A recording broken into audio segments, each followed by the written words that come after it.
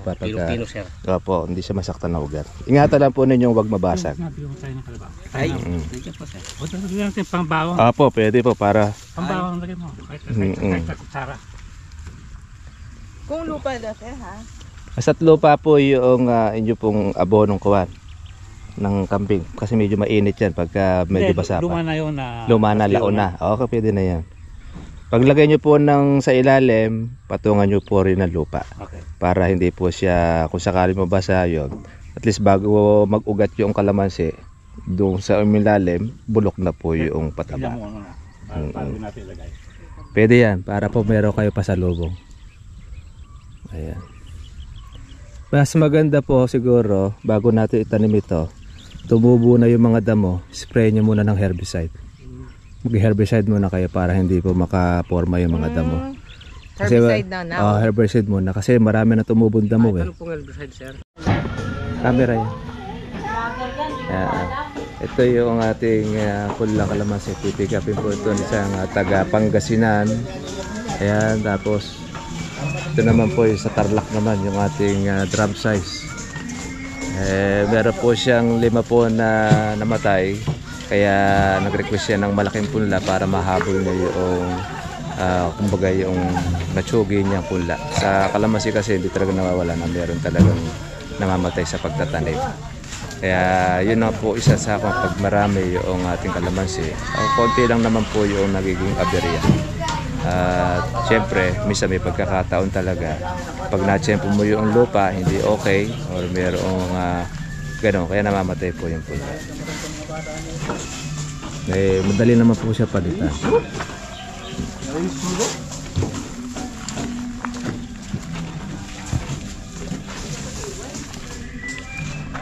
Magandang umaga po sa lahat mga katribya. At balik-ulit po tayo doon sa Arayat Farm kung saan po naayos na po yung kanilang tataniman. I-deliver na po natin po yung kanilang punlang request para po makapagsimula na po sila ng pagkakalamansi. Ayan o. Dinalaw po tayo ng ating pong mga magagandang pinsan. At syempre, ang guwapong-guwapo si Kuyang Victor. Ayan o. Ang edad ni Kuyang Victor, 60 years old. 72 na ako. 72. Pinababata ko nga kayo eh. Binagsak nyo. Ayan, galing sila ng Santa Maria, Bulacan. Shoutout sa mga taga Santa Maria. Okay, bati na kayo. Shoutout ninyo yung mga kapitbahay nyo to. Kapitbahay kami. Si Inda. Si Inda, yun. Shoutout si Inda. Si Pagaling ka mabuti. Tita Munte yung laging nag-aalaga kay Arcel. Oy, Ay, si Tita Binyang pala. Ayun, si Tita Binyang. Oy, Agre. Kuya Agre. Si Kuya Agre. Kamukha na ni Siahong Bastian si Kuya Agre. Puti na latabo. Puti na latabo. Ito yata yung kuha niya, kapatid niya, si Maricel. Si Maricel. Yan si Maricel. Ayan. Kaya tawag natin po yung taga Santa Maria, Bulacan. Na kung saan isang araw tayo po ay nag-deliver doon sa may Pandi naman, Bulacan. Yan ang kuha niya. Kape muna kayo. Ito yung kuha natin. Yung ating suki. Batanggay. Okay po, magandang umaga po sa lahat ng ating po mga subscribers, ating po mga bagong subscribers. Ito po tayo sa ating farm po ng ating katribya. Ayan, kasama po natin po yung mag-asawa kung saan po gusto nilang maka-experience kung paano po ang pagtatanim ng kalamansi tsaka po na pag-aalaga. Ito po kasi yung intention natin mga katribya, po yung goal natin na marami pa tayo pong matulungan po natin po mga kababayan kung approve naman yung kanilang lote, lupa sa ganitong pagkakalamansi. Yun po ang ating pong sinasabi para po at least ito po yung pang matagalang business. Habang buhay po ang kalamansi, buhay ang business mo. Kaya lang po, yan po yung nahihinto kung ito po ay iyong papatayin o di man kaya ay papalitan. Pero sa amin naman kasi, kahit po na tumanda na po yung kalamansi, magpapalit kami, tatanim ulit kami ng panibago para continuous. Ang kalamansi kasi continuous din po ang pamumunga niyan. Kaya shoutout natin po yung ating mga kasama. Yan, naka-prepare na rin po yung kanilang tataniman para po doon sa ating farm. O kuya, kukuha po tayo ngayon ng sample, ano? Dito, kuha po kayo na isa para dito sa butas. May turo sa inyo yung pamamaraan ng pagtatanim. Ito. Hanap tayo na medyo malaki-laki butas. Ito, yan. Ipasok nyo nga yung kuwan. Ayan, medyo lalaki pa na nyo ng konti yung butas. Pagka lumaki na siya, tsaka po natin siya ilalagay. Ito po yung ating pinaka-plastic. Meron po ito tinatawag na yung liha. Doon nyo lang po siya pupunitin. Tapos pagpunit, sapon nyo po sa ilalim, tanggal ang plastic, and then lubog rito. Pagka po malalim ang hukay, dagdagan nyo po ng lupa, tapos tsaka nyo tabunan. Ingatan lang po ninyong matabunan itong dugtungan. Kaya pwede hanggang dito. Hanggang dito sir. Para meron siyang oxygen. Kasi pag tinanim nyo rito hanggang dito, magiging bonsai yan. Mahinang lumaki ang kalamansi kasi natakpan niya yung pinakadugtong. Pagbuelo niya. Opo, yung buwelo. Kaya kailangan hanggang dito siya. Kaya kung maaari, pwede rin hanggang dito. Para kung ano yung lupa niya, yun na rin na magiging tabon. Tapos durugin ninyo po yung lupa pagka... Pino sir. Opo, hindi siya masaktan na ugat. Ingatan lang po ninyong huwag mabasag. Sinabi ko tayo ng kalabaw. Ay, nandiyan po sir. O, lagyan natin pang bawang. Opo, pwede po para... Pang bawang lagyan mo. Kahit sa kutsara. Kung lupa dati ha? Basta't lupa po yung inyo pong abonong kuwan ng kambing. Kasi medyo mainit yan pagka medyo basa pa. Luma na yun na... Luma na, laon na. Okay, pwede na yan. Paglagay nyo po ng sa ilalim, patungan nyo po rin ng lupa. Okay. Para hindi po siya, kung sakali mabasa yun, at least bago mag-ugat yung kalamansi, doon sa ilalim, bulok na po yung Tignan pataba. mo ano na. Paano natin ilagay. Pwede yan, para po meron kayo pasalubong. Ayan. Mas maganda po siguro, bago natin itanim ito, tumubo na yung mga damo, spray nyo muna ng herbicide. Mag-herbicide muna kayo para hindi po makaporma yung mga damo. Kasi, Herbicide na. herbicide muna kasi marami na tumubong damo eh. Ano pong herbicide sir? Kahit anong herbicide. Yung ginagamit yung herbicide. Pagkatapos, Itanim. pag na-spray na po ninyo ng mga 3 araw, 4 na araw ang pagkalipas, pwede na kayo magtanim. Po ginagamit ko rito sir, T-Max. Opo, pwede ako lang yun. Basta kahit ano po, basta mapatay lang po yung damo. Para no, at least kitang-kita yung kalamansi. Bago po itanim ito. Bago po nyo po ito. So wag mo na yan. Opo, hindi na muna nyo itatanim. Bukas sir, i-sprayin ko muna bukas. Opo, pwede nyo sprayin. Pagka ganyan makulimlim, wag muna, baka masayang yung gamot. Ayan, yan. Ayan, Okay compost yan. Okay na yan. Yan, dudurogin nyo po siya. Yan ang maganda pang kuwan. Pang pasalubong. Okay, i-sprayin muna bukas para sigurado. Yan ang organic. Oo. Yan po yung tayo ng kambing. Oo. Ganyan lang Pwede na kadami. siya. Oo, pwede na yan. Kahit nga isang ganito eh, wala namang masama dyan. Lupa lang siya. Oo, lupa siya eh. Lupa na siya. Para meron siya magandang pasalubong. Sir, hindi pa Okay. gano'n na ano kasi, hindi pa gano'n ng tuyo. Kaya, Maganda yan. pero ano Basta na rin yan, tudurogin kasi ninyo. lupa na yan eh. Organic Kung na. basa pa ilagay yan, pwede naman sir. Oo. Kasi yung Luma na yan. luma na yan, yung unang ano yan. Yung una niyang tae niya. Unang tayo pa yan. Oo. Yan, basta't ganito, organic na yan. Itatos ako dyan. Compost. Ganyan. Hmm. Akasya, matatos. Ay marami kayo mailalagay. Lahat siguro malalagyan ninyo. Bawat butas. From January pa yan. Opo sir. Ay. Wala umpisa, yan yun yung ano. Kasi magagamit natin Oh, magagamit. Tsaka iba po kasi rin yung may pasalubong. Opo sir. Kahit na medyo maganda ang lupa ninyo, pag may salubong na ganito, meron siyang Salubong ang tawag mo? protection. Tawag mo Pasalubong. binaon. Pabaon eh ka, may pabaon eh ka siyang abono. Kaya pasalubong para yung Yung ugat niya, Ugat, kung sisip-sipin mag-absorb niya. yung ano Okay. niya. Totoo po. Ang wag lang po natin pasasalubungan dyan, yung abonong puti. Kasi ang ginagawa ng iba dyan, pagka nagpasalubong ng abonong puti at ito ay itinanim mo kagad yung kalamansi, nakahubad siya, pati ugat. Pinaibabaw mo doon sa abono, luto po yung ugat niyan. sobrang Ano yung abon Opo. puti? Abon sulfate. Opo, yung po, sulfate or ano kahit yung urea, hindi po, pag mali po yung paramo doon, mamamatay ang punla. Maliban na lamang kung yun ay umulan, lusaw na siya. Walang magiging problema. kung tunawin siya sa ano bago mo kahit ispiran mo ng o basahin mo ng lupa. Ay, okay lang yun, basta tunaw. Ang mahirap lang kasi doon, pagka yung buo. Buo. Pag buo kasi siya, mainit yan eh. Oo. Yung init na yun, yung nakakaluto. Pag Ang nakaluto sinasabi sa mo, wag ugat. lang ngayon sa umpisa. Pero in the future, maglalagay na tayo. Opo, no? maglalagay rin po tayo. Maglalagay tayo. Tapos, Ngayon ang sa umpisa, hindi. maglalagay na rin po tayo rito yung ating bagong abono. Okay. Opo, para na at least yun, makakuha po natin yung kalamansi. Kasi nakikita ko mo sa ano mo eh. Apo, kasi ina-apply na po natin yon After yung ating 15 days yata, di ba? Apo, after Ayun, 15 days. Pero ito kasi malalaki na ito, XL siya. Monthly na rin po paglalagay. Monthly na. Opo. Yung medium kasi yun ang ating every 15 days sa paglalagay. Pag malaking pula, every month na po siya. Ngayon yung pagdating naman po doon sa ating pong pang insecticide, kukuha ko na lang kayo kung ano po yun yung ating pong gagamitin. Pagka po meron lang po siyang insekto, doon lang po kayo mag-i-spray na umaatake po doon sa mga dahon. Pero ngayon wala po masyado yan na insekto. Dahil bago-bago pa lang naman eh. Ayan. Kaya yun ang kukunin natin dito. Ito, pagka ito na-spray na po natin ng herbicide, mamatay na yan. Kung sakto po yun. Maganda po pag naitanim na yung kalamansi. Pagka nagdiretso po yung araw, basahin nyo muna po ito bago nyo po siya taniman. Ang maganda doon, bawa nagpatubig kayo para hindi masyadong malagkit, palipasan ninyo ng isang araw. Ganon. O di man kaya, pwede naman ninyo sabayan. Nagtatanim kayo, tapos nagtutubig din naman kayo. Pwede yun.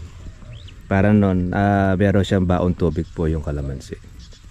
Ay, may hose naman kayo rito eh. Meron sir. Opo, punuin ninyo po yung bawat butas. Pati rin po yung inyo pang pantatabon, basahin nyo rin siya. Para basa. Mag-herbicide tayo, kunyari ngayon. Kailan mamamatay? Mga 3 to 4 days pwede na kayong magtanim. Hindi na. mamamatay yung puno? Di naman. Okay lang po yan. Kasi yung gamot niya nasa damo na, pati na po yung damo na. Okay. Isang araw lang po yun. Ano? Lanta na po yan. Babagsak na yan. Para sure tayo, kaya 3 days pwede na kayo magtanim niyan. Okay. Para noon. Bukas sir, paalis ng amog. O yun, panghamog. Hindi po pwede pang amog. Kasi pag nagtanim po tayo ngayon yan, yung kalamansi, bagamat malalaki na yan, mag-i-spray kayo rito. Pagka ilang linggo lang, mahaba na yan. Yung damo? Opo, yung damo. Mga week lang yan, baka hanggang binti na yan. Kung mag-herbicide tayo niyan, mawawala yan. Oo, mawawala yan. Kailan tatayo ulit? Siguro, isang buwan yan. Ay, isang buwan. Opo, isang buwan, kasi isang buwan unti-unting mamatay yan. Sa isang buwan naman, magiging ganyan uli yan. Okay. Tapos, pagka halimbawa kayo mag-herbicide, iwasan lang po ninyo na medyo maanggihan. Ano po, pwede po yung meron naman ng plywood. Opo, pwede May yun. susunod na dalawa, ako mag-spray. Pwede. Bali, ang style po ginagawa po natin, pag halimbawa, pag hanggang binti po yung damo, basta't laging lower lang po yung inyong pito. Yan naman eh, hindi naman masyadong kuha nito eh. Gawin nyo lang, gambula o tabasin nyo lang po yung ilalim para hindi masyadong lumapit ang yung insect, pangkuhan natin, pang herbicide. Ay pong kabila po na yon, yung agingay po yan, yung damo na yan. Ikuha nyo na rin siya. I-clear nyo na rin.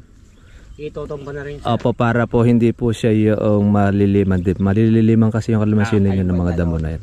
Kahit balasbasin nyo lang. Hindi pwedeng spray sir. Balasbasin nyo lang siya para tapyasin nyo lang. Tapasin ko na lang po. Magpatas yung mga gulid na yun, tapyasin nyo lang. Kapit bahay. Hindi po sa atin yun sir. Sa atin din. No, pala eh. Kasi alam ko pag ganun boundary, meron kayong kondom. kondom. Sa atin yung ganun. Ayun, yun naman pala eh. Kaya meron kayo karapatan sa inyo naman Kaya pala lang eh. po, kapag nag-spray tayo, hindi obra dun. Wag mo palalawag sa kamatis. Kaya lang po At dapat. maalala ko nga pala, wag kayong gagamit ng 2,4-D. Ay hindi po, bawal. Bawal yan. Opo, delikado yung kamatis nyo na yan. Bawal na po yung topo. Totoo po yun. Binaban kasi yan eh. Lalo na sa ganyan mga may gulay. Open, PMAX at saka sweet. Ayun po. Buti na dadali naman po yung ganyan malalambot po ng Pimax. Ay, pag po na-spray ng PMAX dito sir, wala matitira dito. Ay maganda ang Sa kuwan mais, niya, no? mais po yun.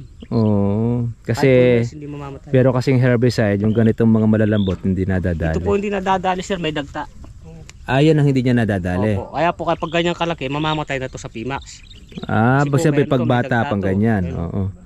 Kaya kailangan, ganyan lang kalalaki Ganyan i-spray po, na. kapag po itong musbong na po itong ganito. Ayun, kaya Sa pala. ano, kapag musbong na pong ganun kalaki, hindi na mamamatay. Matibay na siya. Tibay na po. Ayun. Kailangan pala, ganito pa lang ang damo, aagapan na palang i-sprayin. Ito na sir. Ito kaya pa ng PMAX.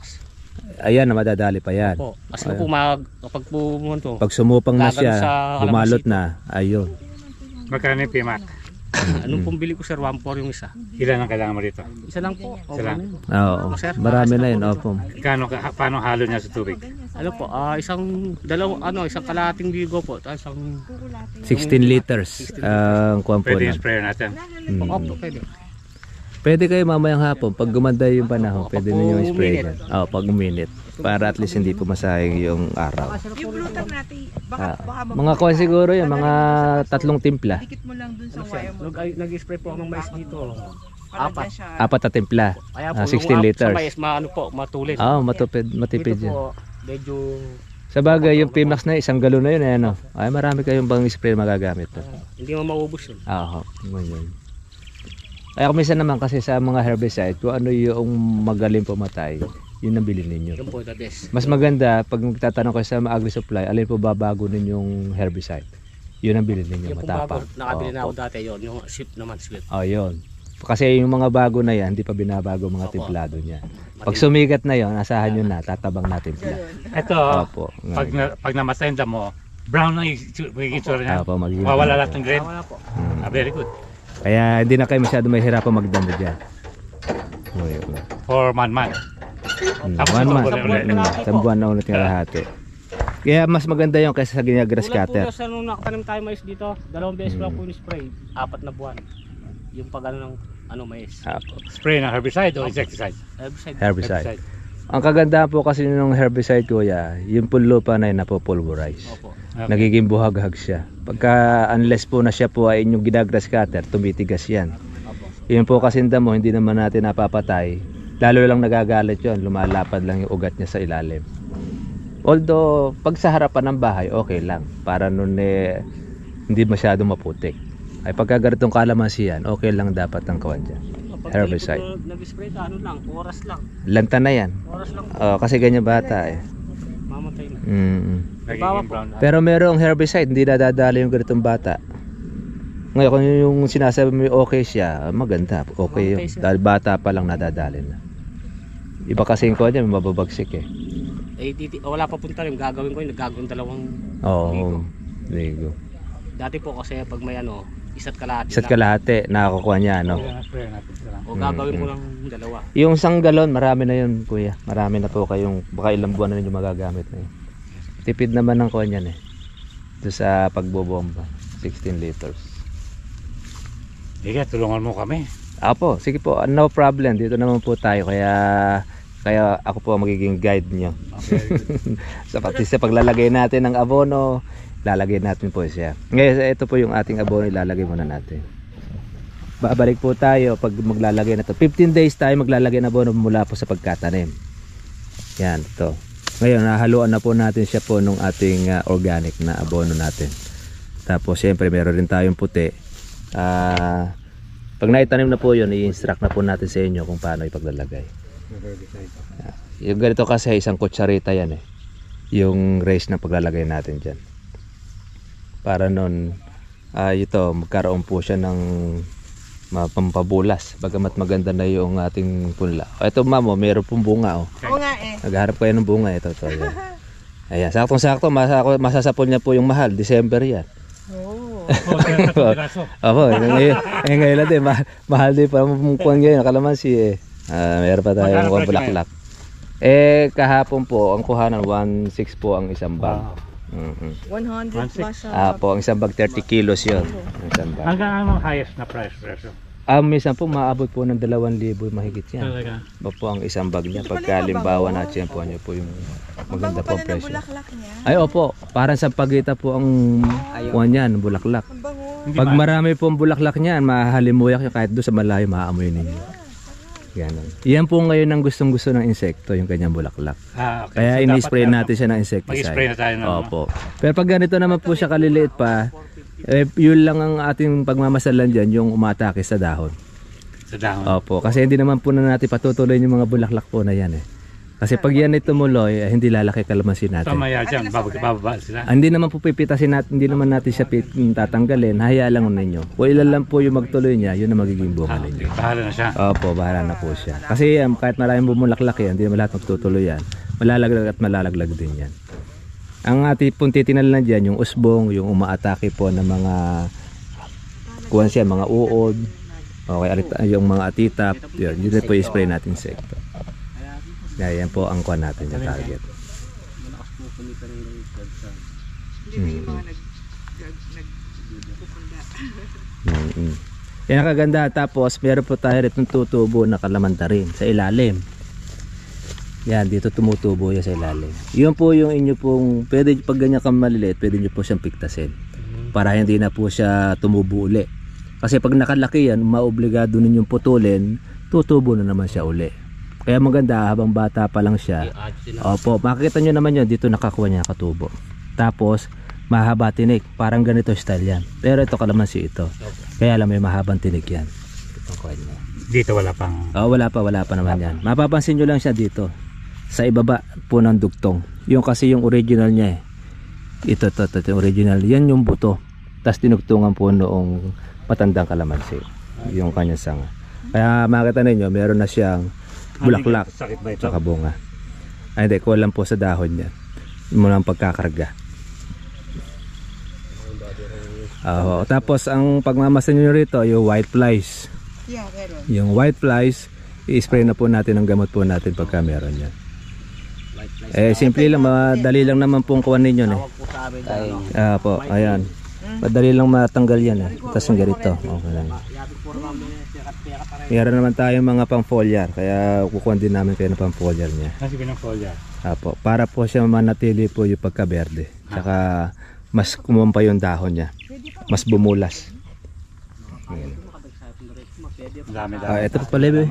Ito pala, may bunga pa pala. Ayan. Ayan ang kalamansi.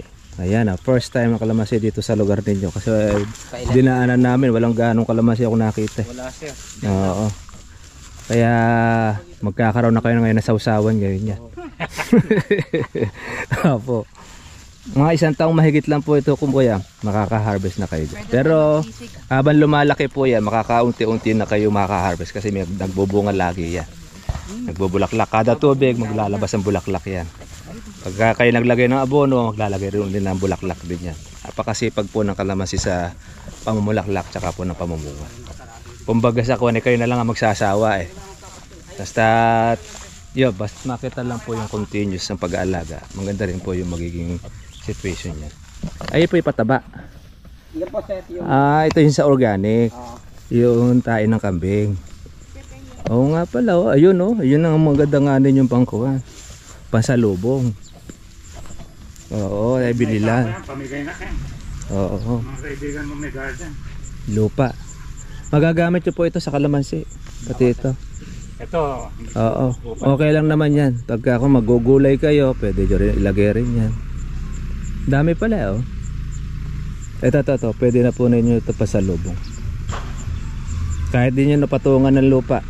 Kasi organic na. Yung ganito kasi medyo mainit pa po ito. Medyo sariwa pa kasi siya. Hindi kagaya po ng kontalag.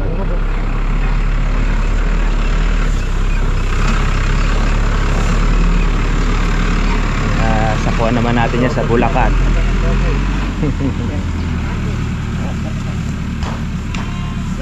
Dito. Apo, pwede naman ninyo makuha uli po yan. Dahil pag i-spray mo na ngayon ng herbicide, tapos 3 days, pwede na ulit po magtanim na po niyan.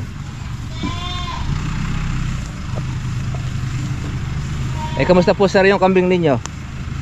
Okay. Wala naman pong namatay? Wala. Ayun. May nakailan na po kayong namamatay dyan? Dalawa. Pero yung isa, nakasurvive? hindi, isa yun. Grabe na. Namatay nung birth. Child birth, nung birth niya. Ayun. 4.5 kilos. Oo. Ang ganda ng kambing. Sayang, no? Yun ang sayang. Sa mahal din kasi ng kuha ng kambing. Sige, yan, okay na po. At ito na po yung natuod na po natin sa kanila po yung parang po ng pag-aalaga. Pero tayo, may bisita rin po tayo rito palagi para po ma-guide po natin yung ating kaibigan. Ang 5, no? Sagdagan ko ng 2,000. Ini-switch mo yun, no? Ito pala yung electric lang, Hindi siya ginagamitan pala ng gasolina. Switch mo sa kotse. Oo. Walang radiator, walang umiikot. Kumbaga kuha na yung kuryente, baterya lang po ang nagpapatakbo. Ba't nang papas? Ilang oras po tumatagal po baterya niya? Up to, tawag dito, Parang nga, kuryente nga lang. Para lang sa pag po ng gasolina, para pag-charge ng gasolina, abot na 1,600 kilometers.